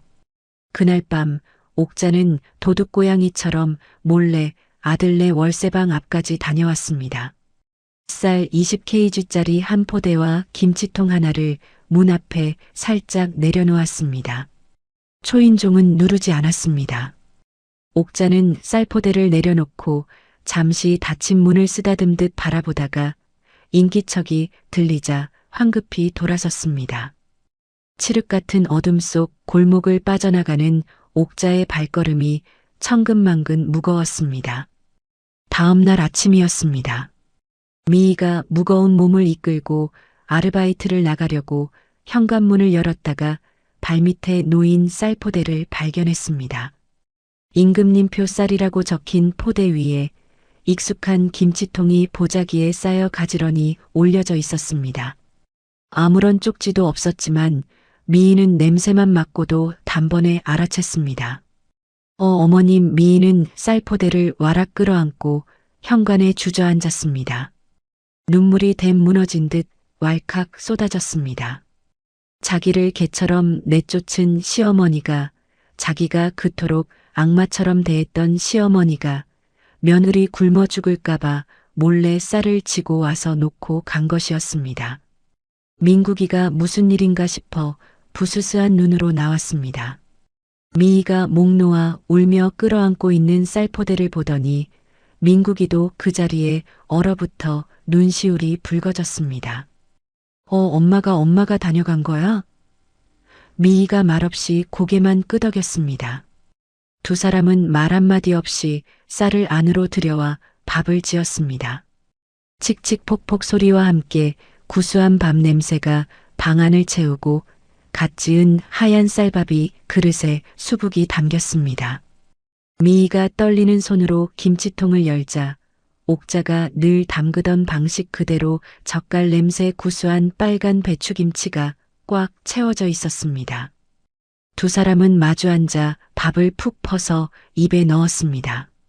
숟가락을 뜨는 손이 덜덜 떨렸고 밥알 위로 뜨거운 눈물이 뚝뚝 떨어져 짠맛이 났습니다. 돈의 노예가 되어 눈이 멀어 부모도 몰라보던 페륜아들이었습니다. 돈이 휴지 조각처럼 사라지고 나서야, 밑바닥까지 추락하고 나서야 비로소 가족이라는 이름이 얼마나 따뜻하고 소중한 것이었는지 피눈물을 흘리며 깨닫기 시작한 것이었습니다. 그렇게 몇 달이라는 시간이 강물처럼 흘러갔습니다. 매미 소리가 요란하던 뜨거운 여름이 지나고 찬바람이 옷깃을 여미게 하는 가을이 찾아올 무렵이었습니다. 홀로 남은 집은 운동장처럼 넓기만 해서 옥자의 마음 한구석을 시리게 했습니다. 옥자는 허전한 마음을 달래기 위해 동네 무료 급식소에서 봉사활동을 시작했습니다. 집구석에만 있으면 늙어. 움직여야지. 옥자는 일주일에 3번 아침 일찍 급식소에 나가 커다란 솥에 밥을 짓고 김이 모락모락 나는 국을 끓이고 허기진 어르신들에게 배식을 했습니다. 구슬땀을 비오듯 흘리며 바쁘게 움직이다 보면 잡념이 안개처럼 사라졌고 드문드문 잃어버렸던 웃음도 피어났습니다. 어느 날이었습니다. 점심 배식을 정신없이 마치고 설거지를 하러 급식소 뒤편 수도가로 가던 옥자의 발걸음이 우뚝 멈추었습니다. 급식소 구석, 볕도 잘 들지 않는 창고 앞에서 누군가 쪼그리고 앉아 산더미 같은 감자 껍질을 벗기고 있었습니다. 등이 활처럼 구부정하고 머리카락이 수세미처럼 푸석푸석한 영락없는 고생한 아낙네였습니다. 옥자는 처음에 새로 온 직원인가 싶어 그냥 지나치려다가 여자가 힘겹게 허리를 펴며 고개를 돌리는 순간 그 자리에 얼어붙고 말았습니다. 미희였습니다. 반년 전 옥자의 집에서 콧대를 세우며 쫓겨나던 그 며느리가 지금 급식소 구석진 곳에서 흙 묻은 감자 껍질을 벗기고 있었습니다. 미희의 손은 논바닥처럼 갈라지고 거칠어져 있었고 얼굴은 예전에 통통하던 볼살이 다 빠져 반쪽이 되어 있었습니다. 미희도 옥자를 보았습니다.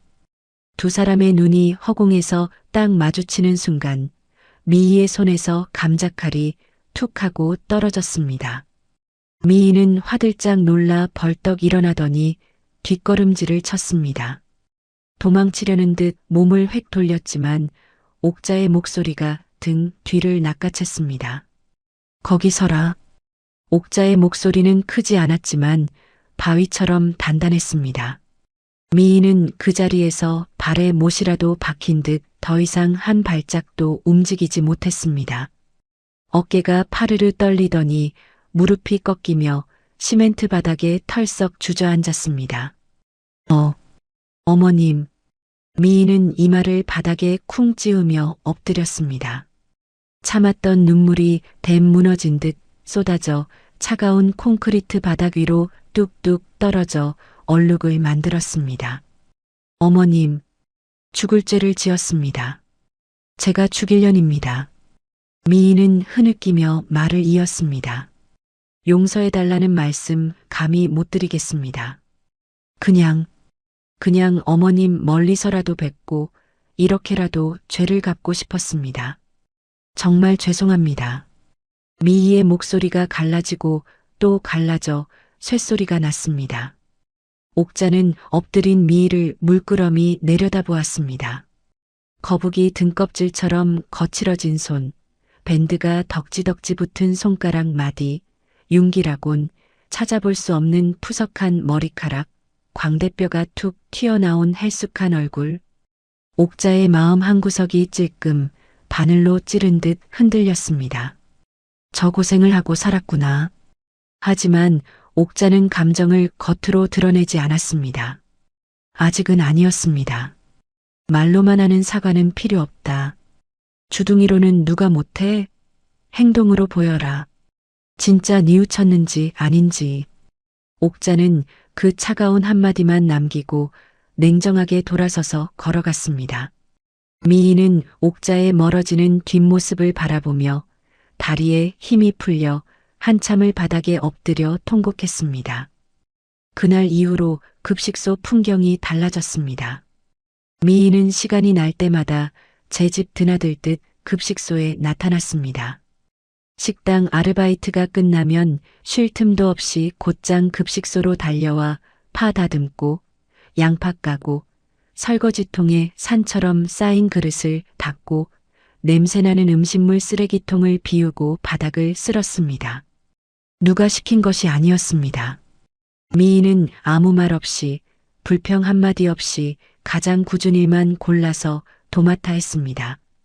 며칠 뒤부터는 민국이도 나타나기 시작했습니다.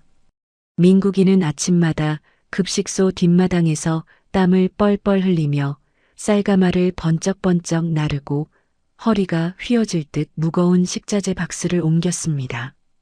급식소 소장이 아이고 김씨 아저씨 좀 쉬엄쉬엄 하세요. 그러다 쓰러지겠어요 라고 말해도 민국이는 묵묵히 고개를 저으며 일손을 멈추지 않았습니다. 옥자는 급식소 한쪽 구석에서 창문 틈으로 그 모습들을 조용히 지켜보았습니다. 내색은 하지 않았지만 아들과 며느리가 땀범벅이 되어 묵묵히 일하는 모습을 하루도 빠짐없이 눈에 꾹꾹 눌러 담고 있었습니다. 일주일이 지나고 보름이 지나고 어느새 한 달이 훌쩍 지났습니다.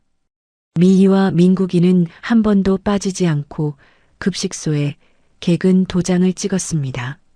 장대비가 쏟아져도 태풍이 불어도 두 사람은 어김없이 나타나 묵묵히 일을 했습니다. 어느 날 점심 배식이 끝나고 뒷정리를 하던 중이었습니다. 민국이가 빗자루를 내려놓고 쭈뼛쭈뼛 옥자 앞으로 다가왔습니다. 무릎을 꿇지는 않았지만 허리를 90도로 깊이 숙이며 조용하지만 진지한 목소리로 말했습니다. 어머니, 드릴 말씀이 있습니다. 유산 필요 없습니다. 아니, 안 받겠습니다. 그냥 어머니 아들로 민국이로 다시 받아만 주세요. 제가 평생 속죄하며 어머니 모시고 살겠습니다. 정말 잘못했습니다, 어머니. 민국이의 목소리가 파르르 떨렸지만 눈빛만은 흔들리지 않았습니다. 예전처럼 아내 치마폭 뒤에 숨어 눈치나 보던 그 비겁한 눈이 아니었습니다. 옥자는 아들의 얼굴을 한참 동안 뚫어지게 바라보았습니다. 얼굴은 반쪽이 되고 검게 탔지만 눈빛만은 맑고 또렷하게 빛나고 있었습니다. 옥자는 아무 말 없이 획 돌아서서 가버렸고 민국이는 고개를 숙인 채 멀어지는 어머니의 뒷모습을 하염없이 바라보았습니다. 그날 밤 옥자는 집에 돌아와 남편의 사진 앞에 오래도록 앉아 있었습니다. 여보, 저것들이 진짜 달라진 걸까? 사람이 그렇게 쉽게 변하나? 내가 또 속는 건 아니겠지? 당신 생각은 어때? 옥자는 사진 속 온화하게 웃는 남편에게 물었지만 대답은 돌아오지 않았습니다. 며칠을 더 끙끙 앓으며 고민했습니다. 결국 박서방에게도 의견을 물었습니다. 박서방, 자네 사람 볼 줄 알잖아. 자네가 봤을 때 저것들이 진심 같아? 아니면 또 연기하는 건가? 박서방은 잠시 턱을 괴고 생각하더니 진지하게 대답했습니다. 사장님, 저도 한 달 넘게 몰래 지켜봤습니다. 비 오는 날에도 우비 입고 나오고 남들 다 싫어하는 하수구 청소도 마다 않고 한 번도 힘들다고 불평을 안 하더군요. 옛날 그 철없는 분들이었으면 하루도 못 버티고 도망갔을 겁니다. 이번엔 진짜 같습니다. 옥자는 고개를 끄덕이며 땅이 꺼져라 긴 한숨을 내쉬었습니다. 그리고 다음 날 옥자는 박서방을 시켜 아들 부부를 집으로 불렀습니다. 민국이와 미희가 대문 앞에 섰을 때 두 사람의 다리가 후들거렸습니다. 몇 달 전 소금 세례를 맞으며 쫓겨났던 바로 그 자리였습니다. 끼잉 마이너스 현관문이 열리고 옥자가 무거운 표정으로 모습을 드러냈습니다. 옥자는 두 사람을 거실로 들어오게 했습니다. 소파 상석에 앉은 옥자 앞에 민국이와 미희가 나란히 죄인처럼 무릎을 꿇었습니다. 옥자는 두 사람을 번갈아 한참 동안 노려보다가 천천히 입을 열었습니다. 너희를 다시 내 자식으로 받아주마. 그 한마디에 미희의 어깨가 들썩이며 크게 떨렸고 민국이의 눈에서 굵은 눈물이 주르륵 흘러내렸습니다. 단 조건이 있다. 옥자의 목소리가 다시 서리발처럼 단호해졌습니다. 앞으로 내 돈에 기대지 말고 너희 힘으로 벌어서 살아라. 10원 한 장 안 줄 거다. 내 재산이 기부가 되든 불태워지든 그건 내가 알아서 할 일이다. 다시는 내 돈을 탐내지 마라. 알겠느냐? 민국이가 바닥에 이마를 콩 찌으며 큰 소리로 대답했습니다. 네, 알겠습니다, 어머니. 명심하겠습니다. 저희 힘으로 열심히 살겠습니다. 미희도 눈물을 훔치며 깊이 고개를 숙였습니다. 어머님 감사합니다. 정말 감사합니다. 두 번 다시 어머님 가슴에 대못 박는 짓 안 하겠습니다. 죽을 때까지 효도하겠습니다. 옥자는 그제야 굳었던 표정을 스르르 풀었습니다. 자리에서 일어나 부엌으로 가더니 뚝배기에 보글보글 된장찌개를 끓이기 시작했습니다. 냉장고에서 시금치, 콩나물 반찬을 꺼내고 밥솥에서 김이 모락모락 나는 갓 지은 밥을 고봉으로 퍼담았습니다. 몇 달 만에 차려진 소박하지만 세상에서 제일 따뜻한 밥상이 식탁 위에 차려졌습니다. 배고프지? 밥 먹어라. 식는다. 옥자의 투박한 한마디에 미희는 숟가락을 들다가 그만 흑흑 하고 참았던 울음이 터져나왔습니다. 쫓겨난 며느리 굶을까봐 몰래 쌀 갖다 놓고 다시 불러 따뜻한 밥 차려주는 시어머니의 바다 같은 마음이 너무나 크고 무거워서 목이 메었습니다. 민국이도 눈물 젖은 숟가락으로 된장찌개를 허겁지겁 떠먹으며 연신 끄 코를 훌쩍거렸습니다. 옥자는 두 사람이 걸신 들린 듯 밥을 먹는 모습을 바라보며 나지기 하지만 뼈 있는 말을 던졌습니다. 다 먹고 나면 설거지는 니들이 해라. 공짜 밥 없다. 오늘부터 이 집에서 밥 얻어먹으려면 밥값은 해야지. 알았냐? 미희가 눈물 범벅인 얼굴로 환하게 웃었습니다. 네, 어머님. 설거지뿐 아니라 빨래도 청소도 다 제가 하겠습니다. 맏며느리한테 맡겨주세요. 비록 예전처럼 명품 가방이 오가고 돈 봉투가 날아다니는 호화로운 생활은 아니었지만 돈 껍데기를 벗어던지고 서로의 진심을 확인한 가족들은 처음으로 진짜 가족이 되어 따뜻한 눈빛을 나누며 밥 한 그릇의 행복을 맛보았습니다. 화해의 물꼬를 튼 뒤로 아들 부부는 옥자 곁에서 하루하루 개미처럼 성실하게 살아갔습니다. 미희는 매일 새벽닭이 울기도 전에 일어나 부엌에 서서 시어머니의 아침 밥상을 차렸습니다. 예전처럼 먹다 남은 찬밥이 아니라 김이 모락모락 나는 갓 지은 하얀 쌀밥에 구수한 북엇국까지 정성껏 끓였습니다. 어머님 진지 드세요. 밥상을 내려놓는 미희의 손은 거칠었지만 그 손끝에는 진심이 담겨 있었습니다. 민국이는 중소기업 영업직에 재취업하여 아침마다 넥타이를 메고 집을 나섰습니다. 월급은 예전 대기업 다닐 때의 절반도 안 되었지만 민국이는 힘들다 소리 한 번 하지 않았습니다. 첫 월급을 받던 날 민국이는 퇴근길에 옥자가 좋아하는 시장표 약과 한 봉지를 검은 비닐봉지에 담아 사들고 왔습니다. 엄마, 이거 엄마 좋아하시잖아요. 월급 받아서 사왔어요. 비싼 건 아닌데. 맛있게 드세요. 민국이는 쑥스러운 듯 머리를 극적이며 약과 봉지를 내밀었습니다. 옥자는 약과 봉지를 받아들며 아들의 얼굴을 가만히 바라보았습니다. 예전에 백화점 명품 가방을 척하니 안기며 하객들 앞에서 어머니 사랑합니다 하고 큰 소리치던 가짜 효자보다 꼬깃꼬깃한 돈으로 산 약과 한 봉지를 수줍게 내미는 지금의 아들이 100배, 1000배는 더 기특하고 예뻐 보였습니다. 그래, 고맙다. 우리 아들이 사온 거라 더 달겠네. 옥자는 짧게 대답했지만 입가에는 숨길 수 없는 미소가 번졌습니다. 민국이는 주말마다 아이들을 데리고 옥자를 찾아왔습니다. 손주들이 할머니 무릎에 올라앉아 할머니 하고 참새처럼 제잘거리면 옥자의 얼굴에 주름 가득한 한박웃음꽃이 활짝 피어났습니다. 할머니, 이거 내가 그린 거야. 할머니 얼굴이야. 예쁘지?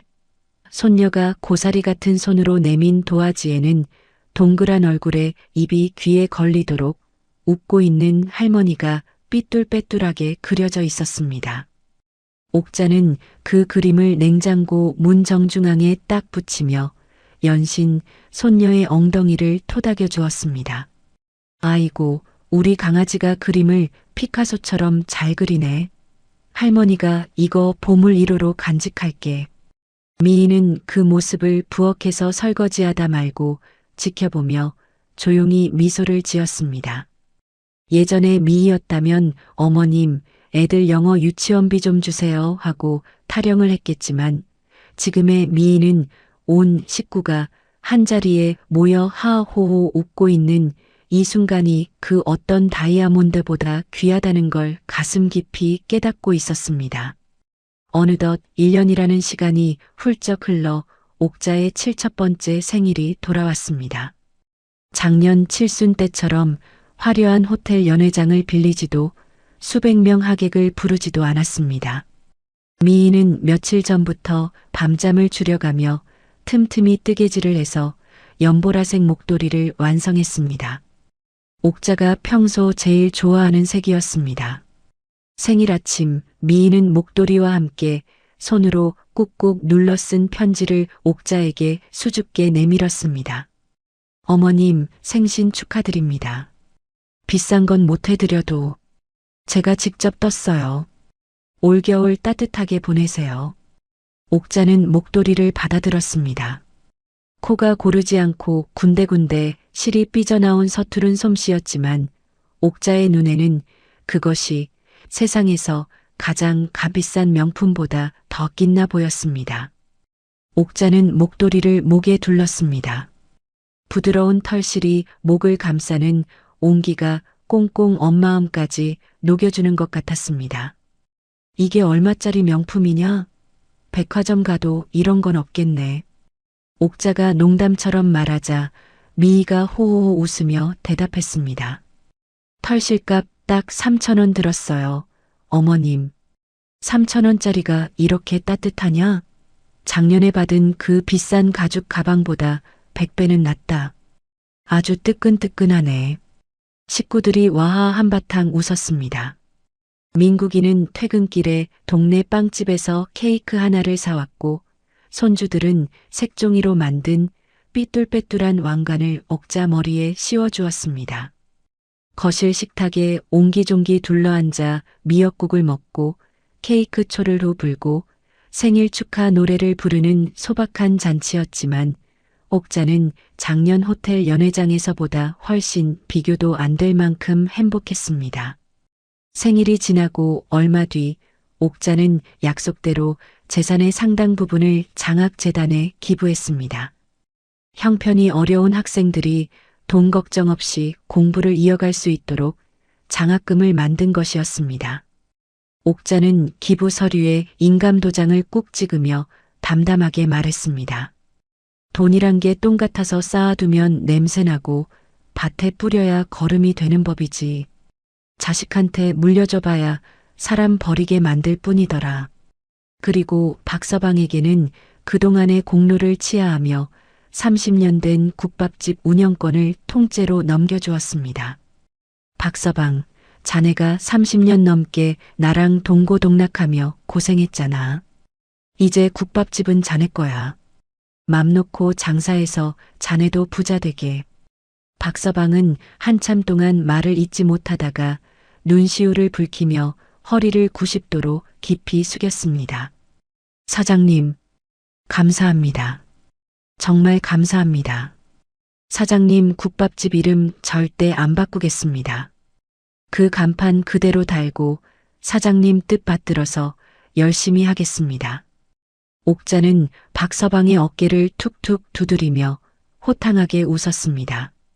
간판이 중요한 게 아니야, 이 사람아. 국밥 맛이 변하면 안 되지.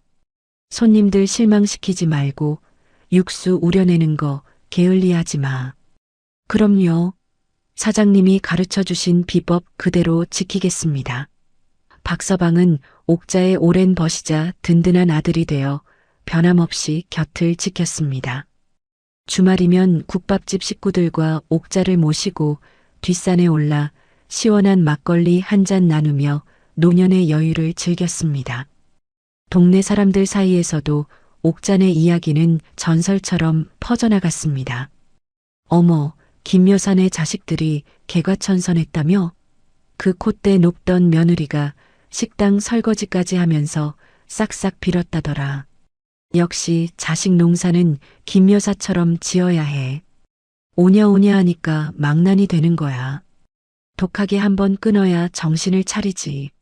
이웃들의 부러움 섞인 칭찬에 옥자는 에이 모료하며 손사래를 쳤습니다. 자식 농사는 무슨, 그냥 운이 좋았지. 저것들이 아주 속까지 썩지는 않았던 거야. 하늘이 도왔지. 어느 날 저녁이었습니다. 온 가족이 거실 식탁에 둘러앉아 지글지글 삼겹살을 구워 먹고 있었습니다. 고소한 고기 냄새와 함께 오랜만에 집 안가득 웃음소리가 왁자지껄 퍼져나갔습니다. 미희가 상추 위에 노릇노릇 잘 익은 고기와 쌈장을 듬뿍 올려 옥자에게 내밀었습니다. 어머님, 아하세요. 드세요. 옥자는 며느리가 싸준 쌈을 받아 입이 터져라 한 입 크게 베어 물었습니다. 볼이 미어지게 우물우물 씹다가 크아. 호탕하게 웃으며 말했습니다. 그래, 이게 사는 맛이지. 돈이 밥 먹여주냐? 사람이 밥 먹여주지. 맛있다, 맛있어. 민국이가 어머니 곁에서 열심히 고기를 뒤집으며 빙그레 웃었고 손주들은 아빠, 소시지 빨리 구워줘 하며 아빠 팔을 잡아당겼습니다. 시끌벅적하고 정신없는 저녁 식탁이었지만 그 어떤 최고급 호텔 만찬보다 풍성하고 따뜻했습니다. 저녁을 배불리 먹고 설거지는 미희와 민국이가 나란히 서서 알콩달콩했습니다. 옥자는 배부른 손주들 손을 잡고 마당으로 나왔습니다. 밤하늘에 둥근 보름달이 휘영청 밝게 떠 있었습니다. 옥자는 달을 올려다보며 나지막이 혼잣말을 은조렸습니다. 여보, 나 이제 숙제 다 끝냈어. 우리 식구들 이제 가짜 말고 진짜 가족 됐으니 걱정 푹 놓고 편히 쉬소. 찬바람이 쌩 불어왔지만 미희가 떠준 연보라색 목도리가 목을 포근하게 감싸주어 하나도 춥지 않았습니다. 부엌 창문 너머로 설거지를 하며 당신이 행거 아니야, 내가 할게 하며 장난치는 아들 부부의 웃음소리가 들려왔고 손주들은 마당에서 강아지처럼 뛰어놀며 할머니를 불렀습니다. 할머니, 이리 와. 달이 진짜 커. 달토끼 보여. 옥자는 환하게 웃으며 손주들에게 걸어갔습니다. 밤하늘의 둥근 보름달이 그 행복한 가족의 모습을 따스하게, 아주 따스하게 비추고 있었습니다. 재산을 노리고 효도하는 척하던 자식들은 돈이 사라지자 본색을 드러냈습니다. 하지만 옥자는 무너지지 않았습니다. 독하게 끊어낸 그 용기가 결국 자식들을 사람으로 되돌려 놓았습니다. 진짜 효도는 돈 앞에서가 아니라 빈손일 때 비로소 드러나는 법입니다. 옥자의 이야기가 여러분의 마음에도 깊이 남았으면 합니다. 이야기를 끝까지 들어주신 분이 계시다면 잘 들었다고 댓글 하나만 남겨주세요. 사연TV는 오늘 하루도 여러분의 마음에 사랑과 행복이 가득하길 바랍니다. 감사합니다.